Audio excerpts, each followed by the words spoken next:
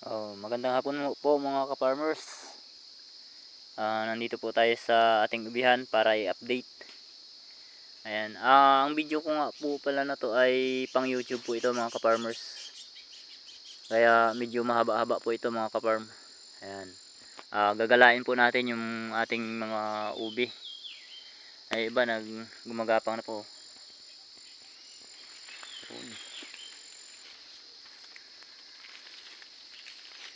At saka meron din po tayong mga bago pa lang gumagapang. Bago pa lang tumutubo. Ayan o. Yan. Ayan. Hanggang doon po yan sa baba. Lahat ng mga punong kahoy na yun mga ka-farmers meron yan. Kaso lang nga po, medyo nahuli po yung iba. Yan na po yung mga nauna natin mga ka-farmers. So, gumagapang na po sila sa puno. Yan.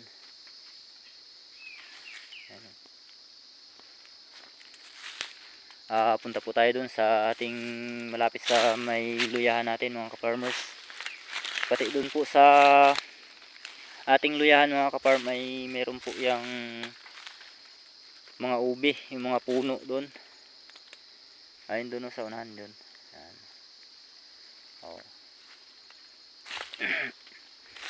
Dati po nag-upload din po ako sa YouTube, kaso lang medyo maikli lang po yun mga ka-farmers.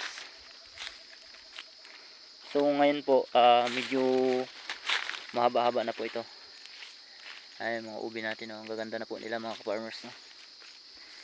Ayan, sa mga gusto magpanood ng aking YouTube channel mga ka-farm, hanapin nyo lang po si Derek Galliano po. Ayan.